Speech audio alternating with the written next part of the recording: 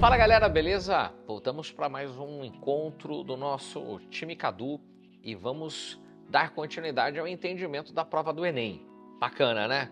Olha, a prova do Enem ela tem uma particularidade que é, obviamente, a proposta de intervenção. Quero lembrar vocês que uma proposta de intervenção ela é um elemento particular dentro do texto. A gente usa a intervenção para resolver problemas que foram ditos dentro da nossa redação.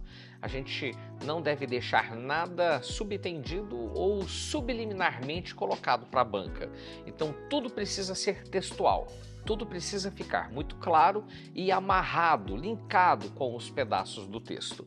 Uma proposta de intervenção bacana, ela é feita por 4 elementos e tem uma virtude que é o detalhamento. Esses 4 elementos são divididos em agente, ação, meio e efeito. Eu trouxe para vocês hoje um exemplo para que a gente possa realmente entender uma proposta de intervenção a partir de um exemplo prático, né? Essa é uma redação nota 1000 do Enem. Aqui é um tema que há pouco tempo foi solicitado, né, a respeito das doenças mentais. E o nosso colega diz assim, dentro do desenvolvimento 2. Em segunda análise, é importante frisar que no Brasil é evidente a estigmatização. Estigmatização é sinônimo de preconceito, tá, pessoal? Estigmatização de pessoas com doenças psíquicas no âmbito trabalhista. Nesse sentido, esse público é não raro excluído. Olha só, aqui ele já está colocando uma parte do problema, está dizendo que esse público é excluído do mercado de trabalho. Deixa eu dar uma aliviada aqui dentro dessa parte preta. Então, não raro esses indivíduos, né, eles são excluídos do mercado de trabalho e são colocados a um discurso como incapazes, né, são vistos com preconceito, é o que ele coloca. São incapazes de exercer atividades profissionais.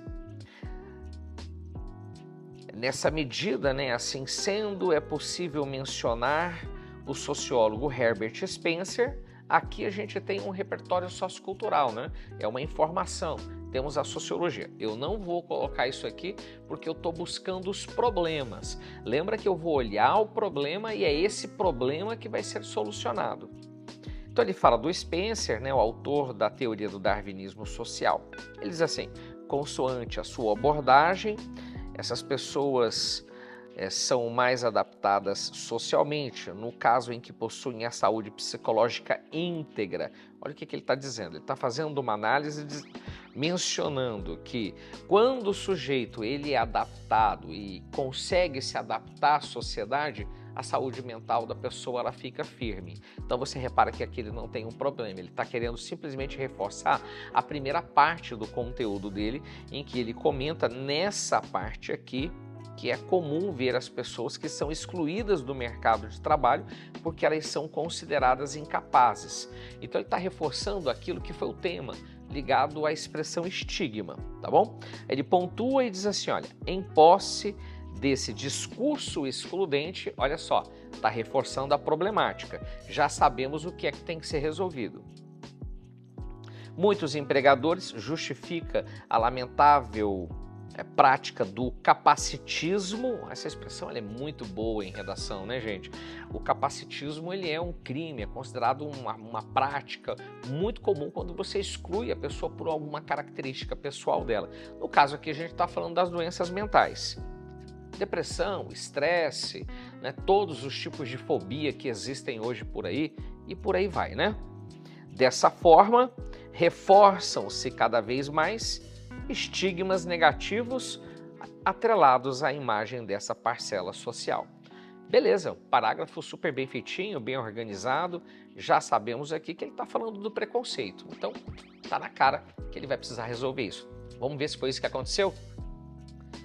Começamos aqui pela linha 23, repara que a gente já vem da linha 23 até a linha 30, né? Então são 2, 4, 6, 8 linhas cheias.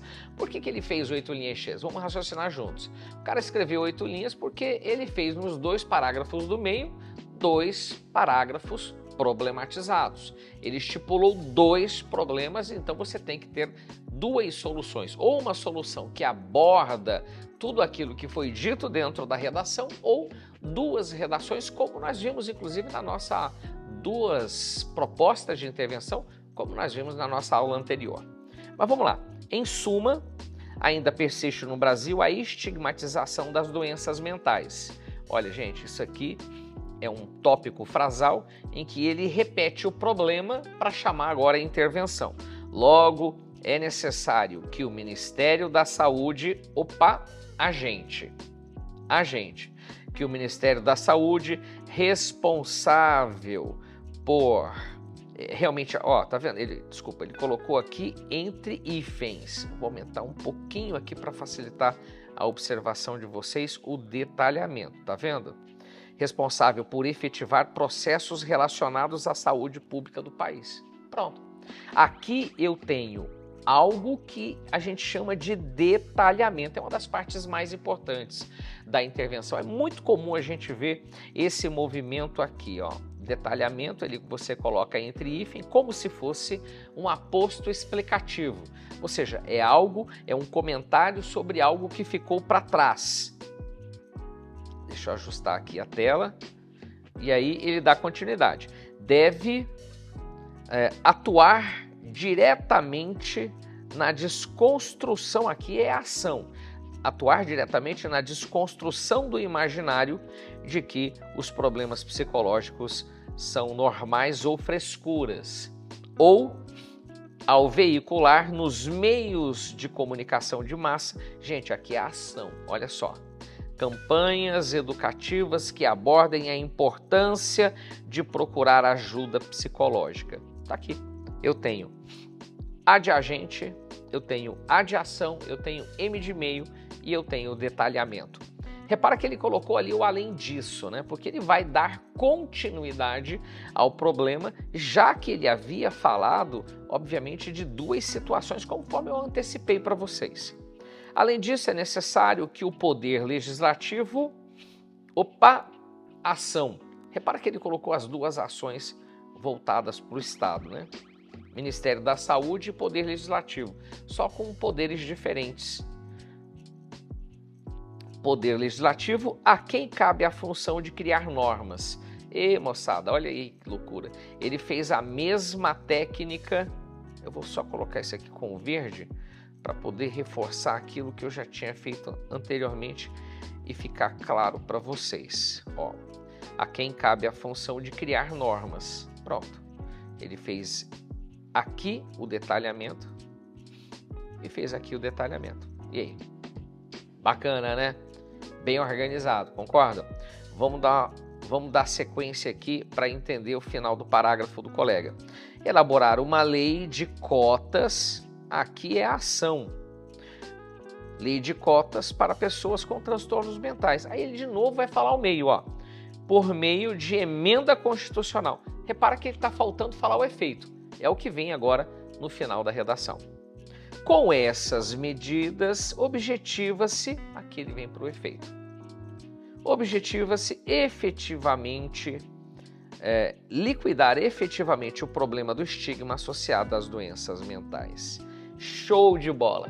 Cumpriu todos os objetivos, fez 2 bases de intervenção com agente, ação, meio, efeito e detalhamento para os 2 parágrafos do texto. Você observa que o parágrafo ele fica maior, né? Não tem jeito. Então isso tem a ver com uma estratégia que foi pensada pelo escritor, tem a ver com uma estratégia que foi bolada por ele. Basta que para a construção da proposta de intervenção você volte no desenvolvimento 1, volte no desenvolvimento 2, identifique os problemas que foram colocados ali e aí você vem, obviamente, para o parágrafo final, obviamente abordando tudo aquilo que você precisa. Agente, ação, meio, efeito e detalhamento. Que tal? Bacana, né? Gente, nós vamos ficar por aqui e em seguida voltaremos com mais uma aula ainda dentro dessa linha de interpretação das propostas de intervenção. Afinal de contas, nós temos um parágrafo que vale 200 pontos. 20% da nota final, isso é muita coisa. Valeu!